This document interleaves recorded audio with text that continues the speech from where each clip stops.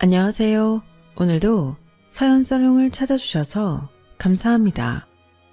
저는 내일 모레 환갑인 50대 후반 여성입니다. 올해 남편의 6번째 제사를 지냈고요. 현재는 남편이 남긴 집에서 남편이 남긴 돈으로 하고 싶은 거 다 하고 제 한 몸 아주 편안하게 살고 있어요.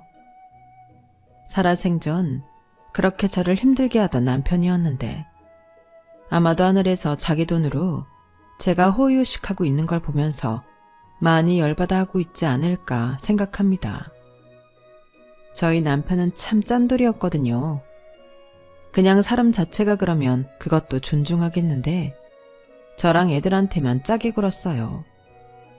그에 반면 남편은 자기가 벌어 자기 취미생활하고 자기네 식구, 즉 시댁 식구들 챙기는 데에만 돈을 후하게 썼는데 남편에게는 3명의 여동생이 있었어요. 그리고 하나같이 오빠 등에 빨대를 꽂고 누가 더 많이 빨아먹나 경쟁하는 것들이었는데 참고로 신우들이 저보다 다 어립니다. 그런데 오빠가 하도 저를 무시하고 함부로 하니 그 동생들도 저를 어려워하지 않았어요. 오히려 자기들도 저를 무시해도 된다고 생각하는지 명절 같은 날 시댁에 가면 그렇게 꼴불견일 수가 없는데요. 저희 신우들은 셋 다 시집을 갔어도 자기 시댁을 챙기는 인간은 하나도 없었어요. 그러면서 저한테는 자기 엄마한테 잘하라고 그렇게 시짜짓을 했는데 오죽하면 큰 매제들이 자기 와이프한테 너나 잘하라는 말을 했을 정도였죠. 그리고 그 큰 매제는 자기도 처가에 오기 싫다며 며느리 노릇 안 하니 자기도 사위 노릇 기대하지 말라고 하고는 그 이후 시댁의 모습을 보이지 않았어요. 그때 남편이 엄청 화가 나서 큰 매제한테 뭐라고 했는데 큰 매제가 저희 남편이랑 동갑이라 그런지 전혀 기세에 밀리지 않고 대등하게 싸웠는데요. 저희 남편은 자기가 돌아가신 시아버님 대신이라고 생각하는 인간이었어요. 그래서 동생들한테도 자기가 아빠 노릇을 대신해줘야 한다는 강박 같은 게 있었는데 그런 건 어릴 때부터 시어머니가 심어준 거였어요. 그러니 동생 3명 시집 보낼 때도 저희가 각자 2천만 원씩 해줬어야 했는데 저는 그것도 모르고 있었죠. 저 역시 남편한테 생활비를 받을 뿐 전체적인 돈 관리는 남편이 하고 있었거든요. 그리고 연봉이 그렇게 적지 않다고 알고 있는데도 생활비는 참 빠듯하게 줬어요. 애가 둘이고 학원에 가야 하는데도 사교육? 그거 다 필요 없는 거야. 그럼 학교가 왜 필요하나? 라고 말하며 생활비를 올려주지 않았는데 그래서 제가 부족한 돈은 벌어서 충당해야만 했죠. 학교에서 피아노랑 태권도 같은 건 가르쳐주지 않잖아요. 그리고 저는 우리 애만 기죽이고 싶지 않아서 신발이나 옷, 가방 같은 것도 좀 좋은 걸로 해주고 싶었는데 남편은 그런 쪽으로는 전부 쓸데없는 거라고 했어요. 그러면서 신우들이 라미네이트 하고 싶다고 하면 돈 주고 라섹 하고 싶다고 하면 돈 주고 심지어 막내 신우는 시집 가려면 성형수술을 해야 한다고 하니 그 돈까지 해줬는데 자기 돈으로 자기 동생들 주는 거니 저는 신경 쓰지 말라고 하더군요. 지금 생각하면 저런 인간 뭐가 좋다고 진작에 갈라서지 않았나 싶은데 제가 젊었을 때는 그런 시대였어요.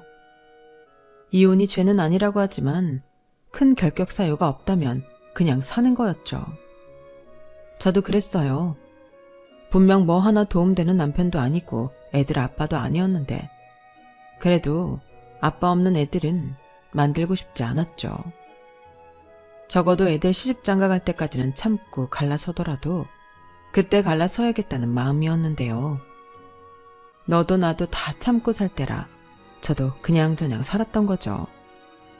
그래도 애들은 참 착했어요. 특히 큰딸이 제 마음을 많이 알아줬는데 새끼들이 있으니 사는 게 마냥 고달프지도 않았죠. 내 새끼 먹이고 입히고 또 배우고 싶은 거 있으면 배우게 해주는 게 그렇게 뿌듯할 수가 없었어요.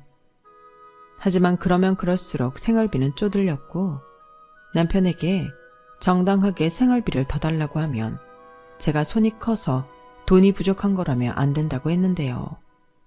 그래서 둘째 초등학교에 들어가면서 저는 다시 취직을 했어요.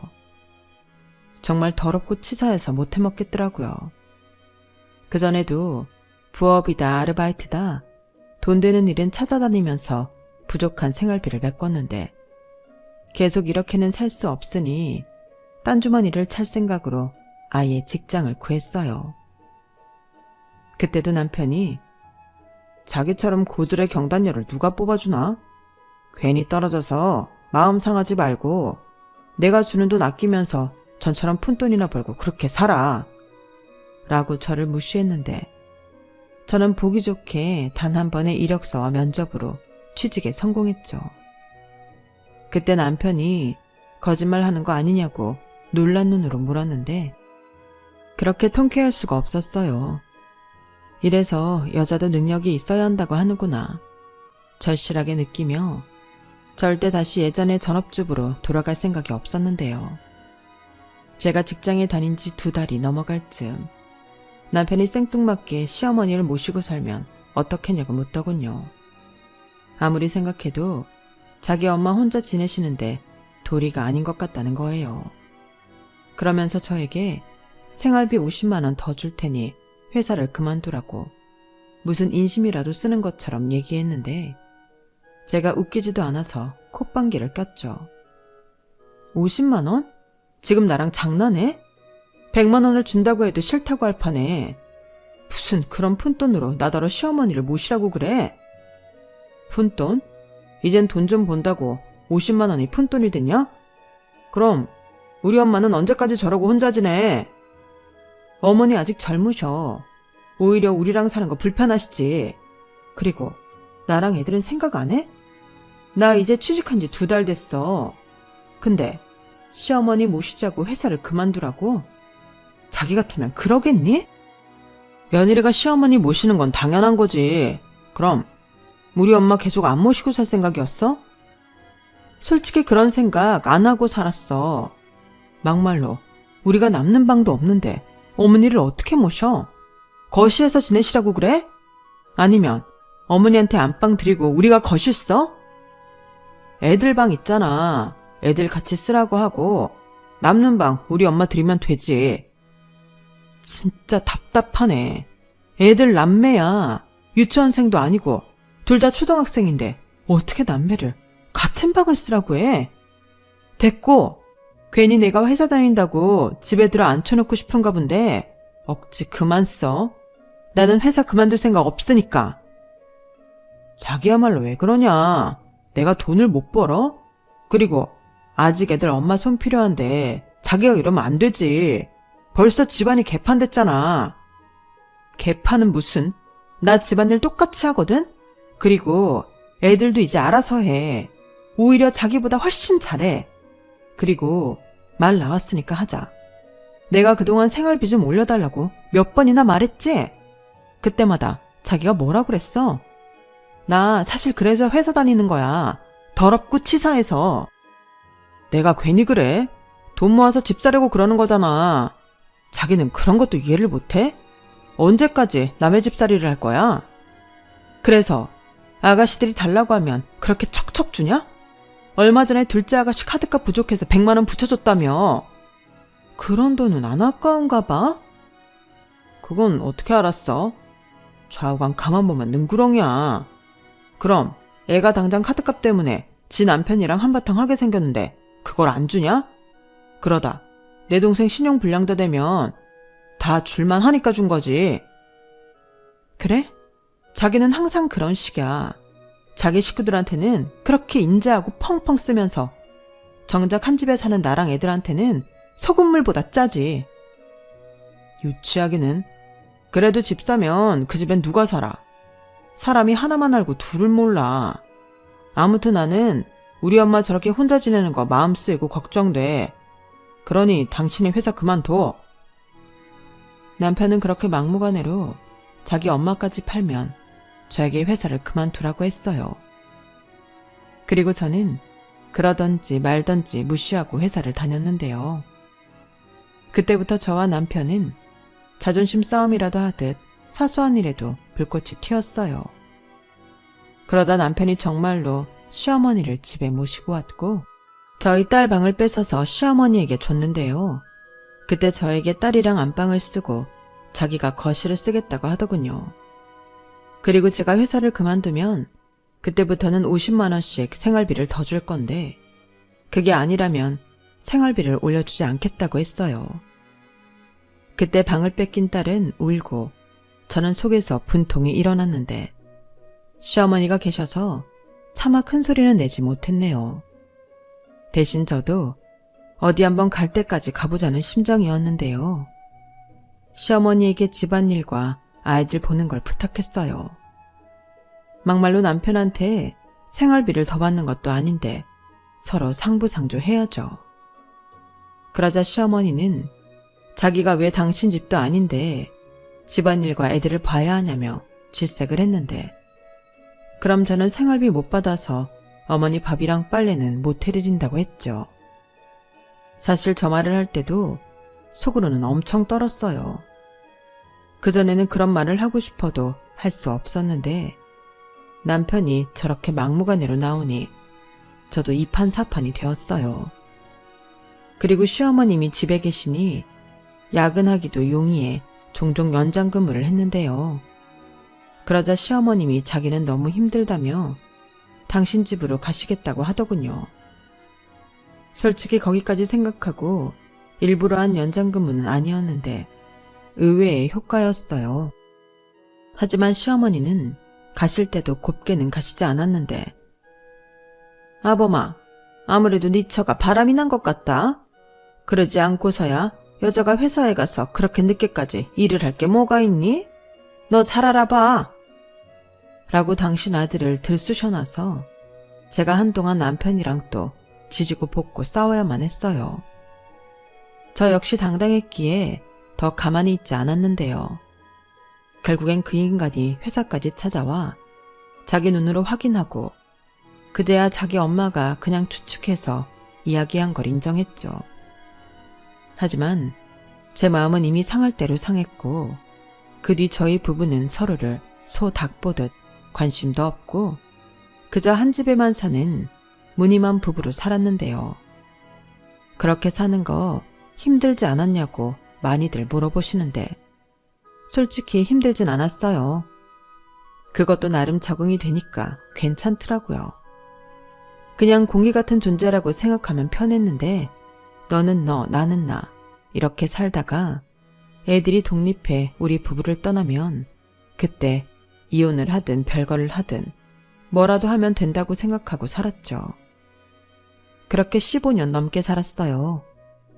그 사이 그 인간 말대로 돈을 모아 신축 아파트 내 집 장만도 했고 애들은 다 커서 대학생이 되었고 아들은 1년 마치고 군대에 갔는데 그래도 자기가 아빠라고 애들 학비는 해주더라고요. 솔직히 그것도 안 해주면 바로 이혼할 생각이었는데 처음 딸아이 대학 입학금 내주는 거 보고 참았어요. 하지만 그렇다고 우리 부부 사이가 달라진 건 아니었는데요. 15년이 넘었어도 저에게 주는 생활비는 똑같았고 자기는 등산이다 낚시다 또 골프다 하며 밖으로 도는데 분명 여자도 있는 것 같더라고요. 그런데 참 신기하죠. 다른 여자들은 남편이 밖에서 딴짓을 하면 그렇게 화가 난다고 하는데 저는 정이 다 떨어지고 없어서인지 아무렇지도 않았어요. 오히려 가끔 외박하니 그냥 저 인간이 딴살림 차려서 집에 들어오지 않았으면 좋겠다는 생각까지 했는데 지금 생각해도 참 신기한 감정이었죠. 그리고 고백하자면 그런 마음도 있었어요. 지금까지 참고 산 세월이 있는데 이제 와서 이혼해주기는 아깝다는 생각이 들었죠. 그러면서 나도 저 인간이랑 살면서 희생하고 고생한 거 제대로 된 보상이라도 받아야겠다는 마음이 있었어요. 가족끼리 보상 어쩌고 하는 것도 웃긴 얘기지만 그냥 서류상의 가족이고 부부였지. 저랑 남편은 남보다도 못한 관계였던 터라.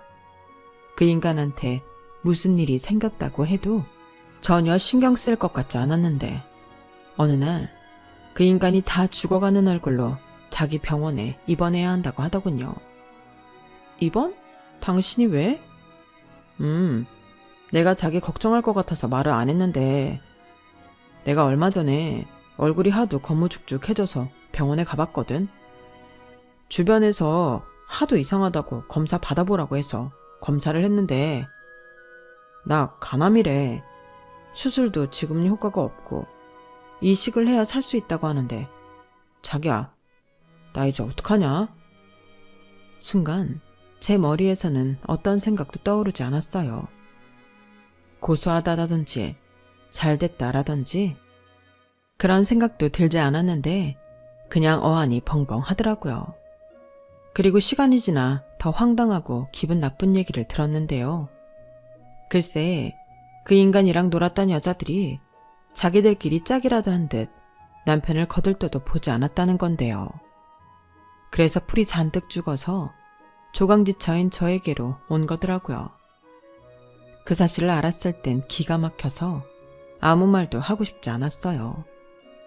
아마 다른 여자 중에 한 명이 병건해준다고 하면 저 안 찾고 거기 갈 인간인데 아무도 자기를 받아주지 않으니 아쉬운 대로 법적 마누라인 저를 찾아온 게 괘씸했죠. 그리고 한편으로는 저한테 간까지 달라고 하는 게 아닌가? 가슴이 철렁했는데요. 솔직히 뭐 예쁜 남편이라고 간까지 주고 싶지는 않았거든요.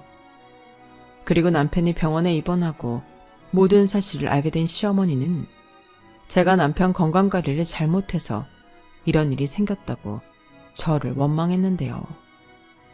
그래서 말했죠. 어머니, 저 사람 여태 다른 여자들이랑 붙어먹다가 버림받아서 저한테 다시 온 거예요. 사람이 없는데 제가 무슨 수로 없는 사람 건강관리를 시켜요? 저한테 이러실 게 아니라 어머니 아들한테 가셔서 따지세요. 그동안 뭔 짓을 하고 다니느라 암까지 걸렸냐고요. 뭐야? 시어머니는 제가 지지 않고 잔뜩 기가 살아 말을 하자 혈압이 오르신 듯 뒤로 휘청거리시며 주저앉았어요. 그리고 부부는 일심동체니 제 간을 떼서 자기 아들한테 주라고 했는데 제가 싫다고 바로 거절했죠. 물론 검사를 받아봐야 이식이 가능한지 알 수 있지만 저는 그 검사조차 받고 싶지 않았어요. 그러자 시어머니는 그럼 우리 애들이 줘야 한다며 입에 거품을 물었는데 제가 절대 안 된다고 했죠. 그렇게 주고 싶으면 어머니 본인이나 오빠 돈 펑펑 쓴 동생들이 줘야 하는 거 아니냐고. 저도 물러나지 않았는데요. 그러니 시어머니가 저더러 독한 년이라고 하셨어요. 내가 살다 너 같은 애는 처음 봤다. 그럼 다 늙은 내가 수술을 해야겠니? 너도 정말 염치가 없어. 내 아들이 뼈 빠지게 번 돈으로 산 아파트에 살고 애들이랑 잘 먹고 잘 살았으면 내가 먼저 말하기 전에 네가 먼저 수술 받겠다고 나와야지. 아니요. 저 인간이 저랑 애들한테 어떻게 했는데요. 제가 미쳤지. 제가 재간까지 꺼내서 줘요? 저 그렇게 배롭지 않아요. 염치 따지면 저보다 아가씨들이 나서서 오빠한테 간이식 해줘야죠. 그리고 애들한테 괜한 말씀하시면 저 이렇게 하루에 한 번씩 병원 오는 것도 안 할 거예요. 어머님이 하시든 간병인을 붙이시든 알아서 하세요. 저는 그렇게 아쉬울 것이 없어서 시어머니한테 하고 싶은 말을 전부 해버렸어요. 그리고 생각 잘해보시라 말하고 집에 돌아왔는데 다음날부터 신우들이 돌아가면서 저를 괴롭히더군요. 법적 부부인 제가 해줘야지 어떻게 시집간 신우한테 간 이식을 해주라고 하냐며 완전 눈이 돌아가 있었는데요. 저는 그때도 참지 않았어요. 오빠한테 돈 타갔을 때는 언제고 이제 와서 이러세요? 저야 법적으로 부부지만 이혼하면 남이고 아가씨들은 피를 나눈 남매인데 해줘도 제가 아니라 아가씨들이 해줘야죠. 받아 쓴 걸로만 따져도 아가씨들이 간이식하는 게 맞지 않아요? 왜요? 이제 와서 오빠한테 간이식 해주는 건 좀 그래요? 진짜 양심도 없다. 아가씨들 오빠 정말 서운하겠어요. 아가씨들한테 해준 돈만 해도 억은 넘을 텐데. 신우들은 제 말에 저를 째려만 볼 뿐 아무 말도 못했어요. 그러게 이리 따지나 저리 따지나 자기들이 불리할 걸 왜 저를 찾아왔는지 이해가 가지 않았죠. 이제 와서 제가 자기들이 시누이들이라고 무서워할 줄 알았을까요? 아무튼 그렇게 이식자도 찾지 못한 남편의 상태는 나날이 나빠졌어요. 그리고 이식까지는 아니더라도 나중에 더 당당하고 싶은 마음에 저는 아내돌이는 했는데요. 그래도 같이 애 낳고 산 세월이 있으니 아주 방치할 수는 없겠더라고요.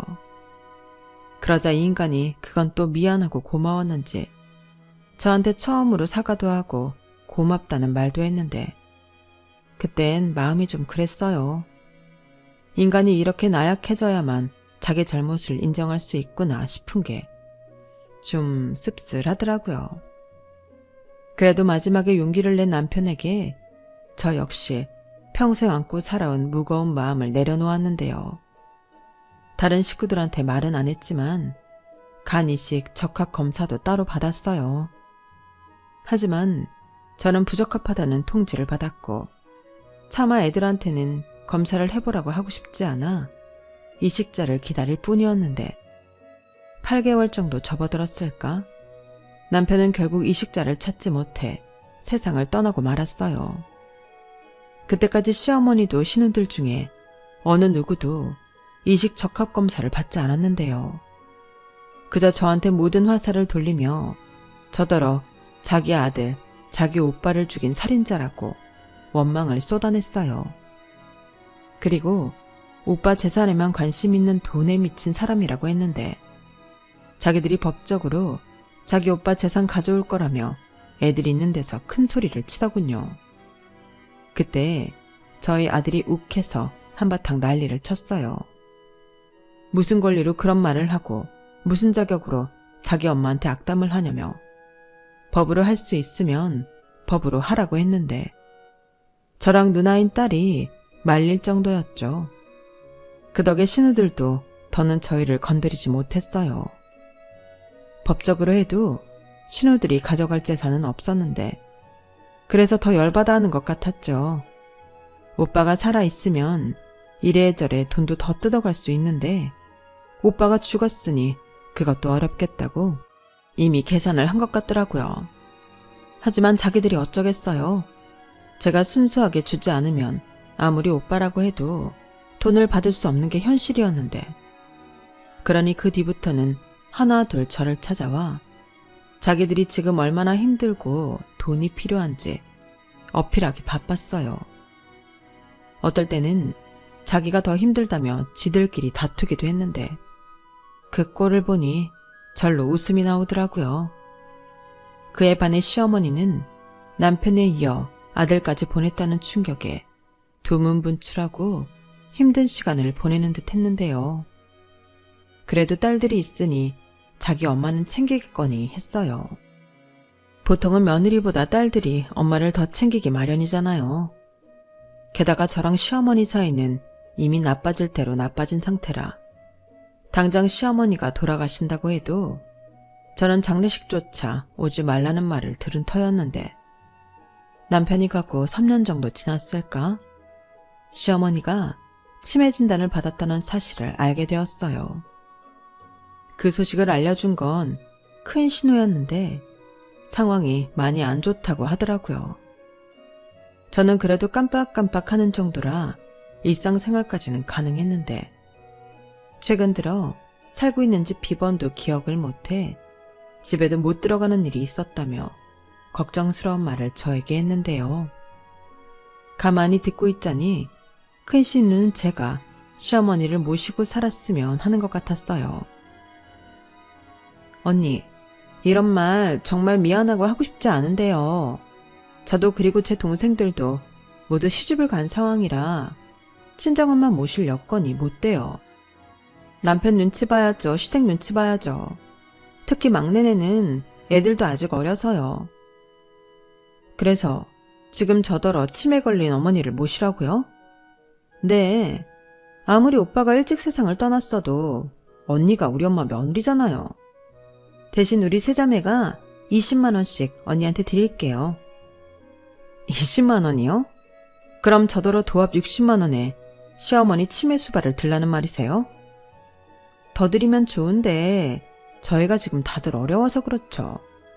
대신 언니는 오빠 재산 다 챙겼고 애들도 다 커서 집 앞벌이 다 하는데 언니만큼 딱인 사람도 없어요. 제가 왜 딱이에요?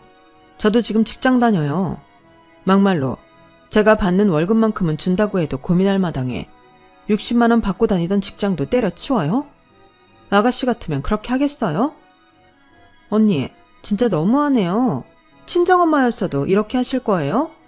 저 같으면 제가 이런 말 하기 전에 우리 엄마 모신다고 했을 것 같아요. 그 집 우리 오빠가 산 우리 오빠 집이잖아요. 제가 왜 그 말 안 하나 했네요. 아가씨는 내가 오빠랑 어떻게 산지 몰라요? 저 오빠한테 제대로 생활비 못 받았다고요. 오빠는 자기 돈이라고 펑펑 쓰고 이 여자 저 여자 바람 피우며 살았어요. 그 대가로 받은 집인데 제가 공짜로 받았다고 생각하세요? 아, 그뿐만이 아니죠. 오빠 가기 전까지 병수발은 또 누가 했는데요? 큰 신우는 제 말에 아무 말도 못하고 전화를 끊었어요. 그리고 저 역시 치매에 걸린 시어머니를 저에게 떠밀려고 하는 신우의 속내에 화가 치밀었는데요. 그도 그럴 게 딸애가 작년에 결혼해 나가고 아들도 회사 근처로 가서 살고 싶다고 독립해 이제 혼자 자유롭게 살게 되어 신이 나 있던 참이었거든요. 24세 결혼해 시집살이 8년 하고 애들 키우고 남편 같지 않은 남편이랑 살면서 좋은 시절 다 보냈지만 아직은 젊다고 생각해 남편이 남긴 돈으로 그동안 못해본 것들 실컷 하며 남은 여생을 살고 싶었는데 제 남은 여생을 치매 걸린 시어머니를 모시라니 저는 절대 그러고 싶지 않았어요. 저도 한 번쯤은 제가 바라는 인생을 살아야죠. 하지만 신우들은 하나같이 제가 남편 돈을 모두 챙겼기 때문에 그의 세트로 시어머니까지 제가 책임져야 계산이 맞다고 주장했는데 제가 워낙 수긍하지 않으니 시누이들이 저희 집에 몰려왔더군요. 그 모습은 마치 빚쟁이가 빚 받으러 갈 때 거지러운 그런 모습이었는데 솔직히 예상은 하고 있었어요. 그러니 대비도 하고 있었죠. 그래서 놀라지도 않고 아무렇지 않게 안에 들어가서 얘기하자고 문을 열어줬는데요. 오히려 제 덤덤한 모습에 신우들이 당황했어요.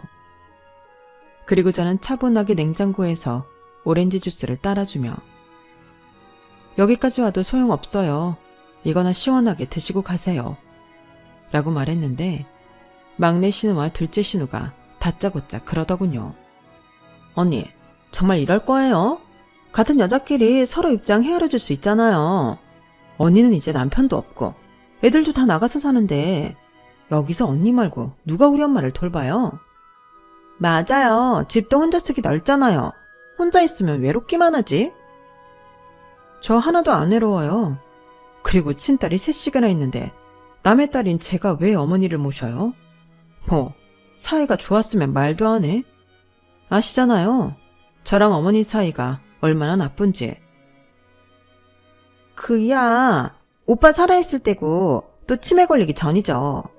지금은 별로 기억도 남아있지 않고 다 잊어서 괜찮아요. 그렇게 괜찮으면 작은 아가씨가 모시면 되겠네요. 언니! 조용히 해. 저기 언니, 그럼 저희가 돈을 좀 더 드리면 어때요? 전에 20만 원씩 드린다고 했는데 저희가 30만 원씩 드릴게요. 큰언니, 그게 무슨 소리야? 왜 우리랑 상의도 하지 않고 언니 마음대로 돈을 올려? 막말로 지금 언니가 오빠 돈을 얼마나 챙겼는지도 우린 모르잖아. 나는 싫어. 한 푼도 주고 싶지 않다고. 참 기가 막힌 꼬라지였어요. 그렇게 오빠한테 돈 받아 챙길 때는 언제고 자기 엄마한테 부탁하면서 내 돈은 아깝다고 쌩 난리를 치는지. 그 모습이 참 꼴사나워 보이더라고요. 그리고 어떻게든 자기들은 치매 걸린 노모를 모실 생각이 없어 보였는데요. 그래서 제가 한 가지 아이디어를 냈어요. 그럼 이렇게 해요. 다들 직접 모시는 건 힘들다고 하니 저까지 포함해서 n분의 1로 치매 전문 요양병원에 모시자고요. 이게 현실적인 대안 아닌가요? 네? 지금 우리 엄마를 시설에 보내자는 거예요? 어떻게 그런 말을 아무렇지 않게 해요? 아, 자기 엄마 아니라고 그러는 건가? 진짜 너무하네. 왜? 그냥 아무도 모르는데 갖다 버리자고 하지? 지금 너무한 사람이 설마 나예요? 그러는 작은 아가씨는 시설에도 못 보내겠다. 내가 모시지도 못한다. 돈도 아까워서 못 낸다.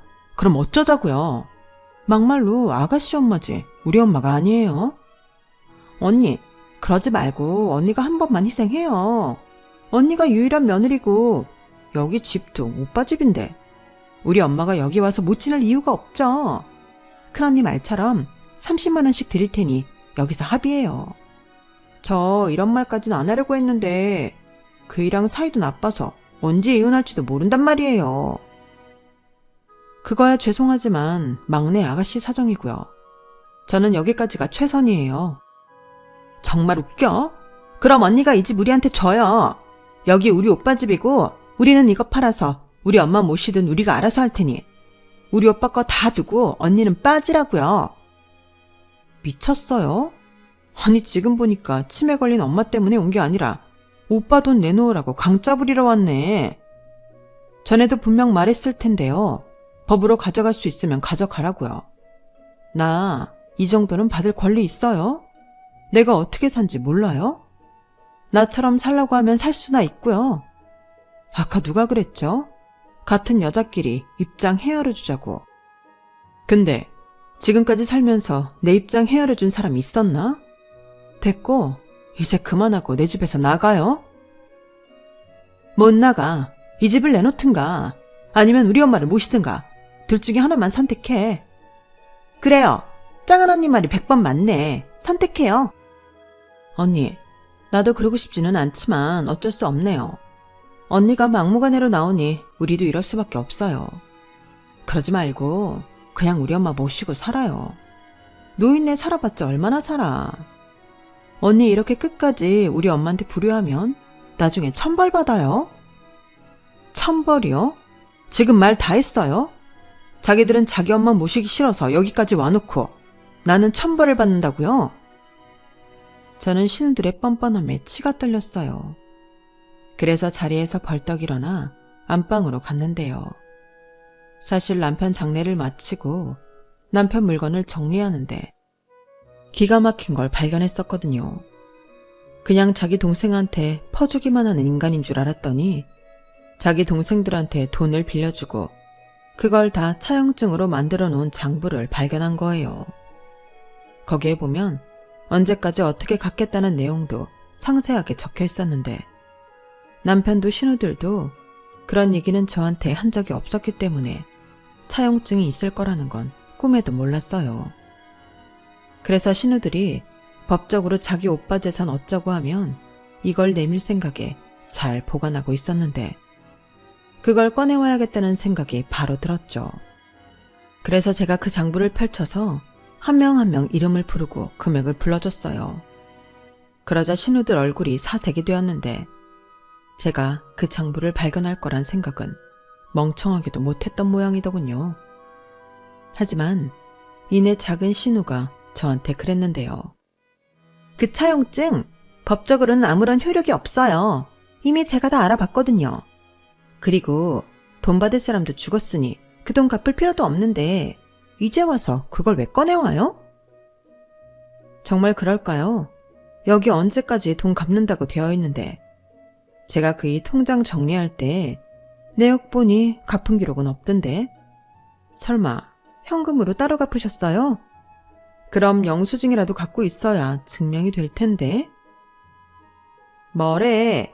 지금 작은 언니가 법적 효과 없다고 했잖아요. 그게요. 저도 알아봤는데 상속인이 고인의 채권까지도 상속받는 거라고 하더라고요. 여기 이렇게 증거까지 있으니 저는 이걸로 대여금 반환 청구 소송을 할 수 있다고 하는데 그건 모르셨어요? 네? 그게 무슨... 언니? 정말이야? 언니가 아까 다 알아봤다며. 우리 저 돈 정말로 갚아야 해, 큰언니? 조용히 좀 해.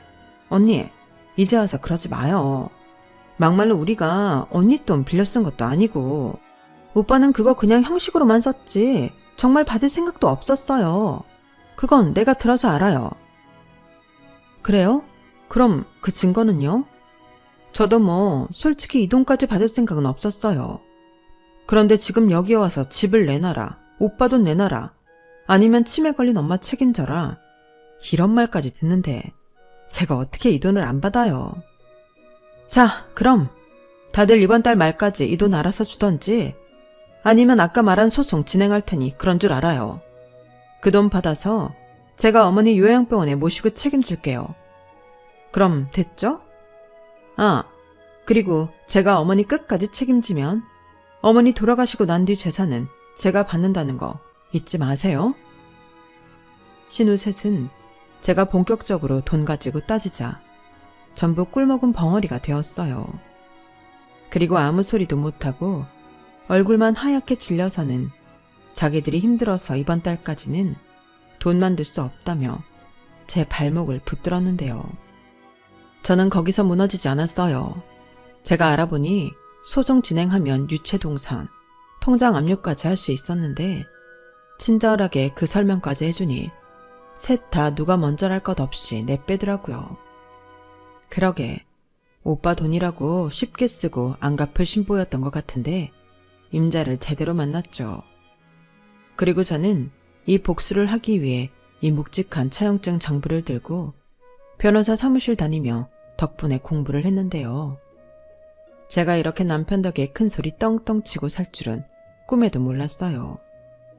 그렇게 저는 저한테 자기 엄마 떠넘기려 했던 신우 셋을 물리치고 원래 가졌던 계획대로 새로운 인생을 살기 시작했어요. 회사는 정년 때까지 다닐 생각으로 그 외에 여유 시간에 배우고 싶었던 장구도 배우고 그림도 배우고 또 뒤늦게 친구들이랑 여행도 다니고 있는데요. 예전에는 저를 부러워하는 친구들은 단 한 명도 없었는데 지금은 전부 저를 부러워합니다. 완전히 신세가 역전된 거죠. 전에는 친구들이 그런 남편이랑 무슨 미련이 남아서 이혼 안 하고 버티냐고 하더니 이제는 뒤늦게 팔자가 피려고 그렇게 끝까지 참았냐며 저에게 인간 승리라고 하더라고요. 뭐 물론 제가 그 인간 덕으로 뒤늦게 이런 편안한 생활을 하게 될 줄은 몰랐지만 그래도 그 인간이 마지막엔 저한테 이로운 짓은 하나 하고 갔구나. 새삼 고맙다는 생각이 들어요. 처음에 그 인간이 간암에 걸렸다고 다시 집으로 왔을 땐 그것도 밉게만 보이더니 지금 생각해보면 그 시간이 그래도 우리가 살면서 부부로 함께 있던 시간이 아니었나 싶습니다. 어쩌면 그런 시간을 좀 가지라고 하늘에서 누군가 기회를 줬을지도 모르겠는데요. 만약 제가 간이식 적합검사에서 적합 판정이 나왔다면 어떻게 되었을까 가끔 상상을 하곤 해요. 다시 그 인간 때문에 속 썩으면서 살 수도 있고 또 뒤늦게 자기 잘못을 뉘우쳐 제법 사이좋게 지낼 수도 있었겠다. 뭐 그런저런 생각이 드는데 그저 생각일 뿐 이젠 저도 그 인간도 다 내려놓고 편안해지길 바랍니다.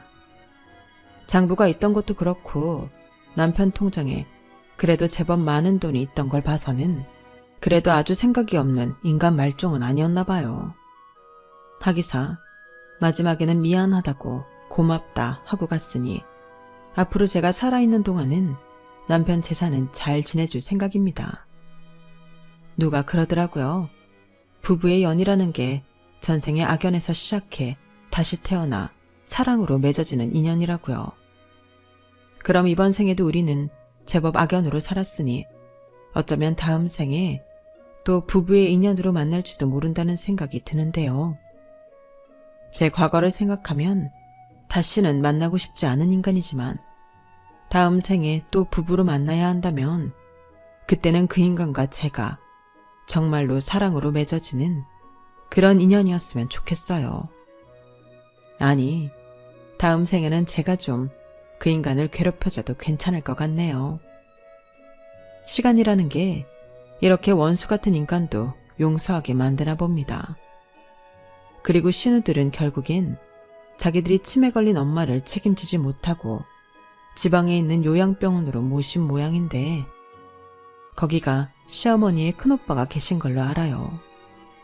결국엔 끝까지 남의 손에 자기 엄마를 맡긴 못난 세자매인데 들리는 소문에 막내 신우는 정말로 매제한테 이혼당하고 큰 매제는 저희 남편처럼 바람을 피고 있는 것 같은데 큰 신우가 이혼은 하지 않고 상간녀 소송만 한다고 바쁜 모양이에요. 그리고 제가 제일 싫어하는 작은 신우는 그 사이 또 사채빚을 지고 도망자 신세가 된 모양인데 그냥 셋 다 깔끔하게 폭삭 망하고 천벌받았으면 좋겠습니다. 남의 가슴에 비수를 꽂으면 자기 가슴에도 비수가 꽂힐 수 있다는 걸 알아야죠. 제가 그리 많은 인생을 산 건 아니지만 그래도 인간사라는 게 아주 불공평한 건 아닌 것 같습니다. 젊었을 때는 남편과 시자 식구들 원망하며 착한 애들만 보고 살았는데 이제는 그렇게 마음고생한 거 모두 보상받고 행복하게 살 날만 남은 것 같아 저는 더 건강하게 오래 살고 싶은 바람입니다. 어떻게 갖게 된 자유와 행복인데요. 그리고 끝으로 바람이 있다면 딸은 저랑 같은 인생이 아닌 결혼을 하더라도 사랑받고 존중받는 그런 인생을 살았으면 좋겠고 아들은 지 아빠가 한 짓들을 생각해 그 반대로만 살았으면 좋겠어요. 어쩌면 우리 애들은 어떻게 살면 좋을까란 질문에 답을 이미 알고 있는 거나 다름이 없다고 생각하는데요. 부디 저희 아이들도 자기 인생 멋지고 행복하게 잘 꾸려갔으면 더 바랄 것이 없을 것 같습니다. 결국 인생은 행복하게 살기 위해 노력하는 거잖아요. 전에는 왜 이렇게까지 나 혼자만 힘들게 살아야 하나 절망도 많이 했는데 이런 날이 오려고 그랬나 봐요. 그러니 지금 현재 너무 힘든 시간을 보내고 계신다면 절대 포기하지 마십시오. 저처럼 분명 보상받는 날이 올 거거든요. 힘든 만큼 보상은 더 크다는 거 잊지 마시고 오늘 하루도 희망을 놓지 않으셨으면 합니다. 제 사연은 여기까지예요. 그래도 재미있게 들어주셨길 바라며 지금까지 제 사연 들어주셔서 대단히 감사해요. 늘 건강하시고 행복하시길 바라며 저는 이만 물러가겠습니다. 안녕히 계세요. 여러분, 사연 댓글에 응원과 현명한 조언 부탁드려요. 좋아요와 구독은 저에게 큰 힘이 됩니다. 오늘도 좋은 일 가득하세요.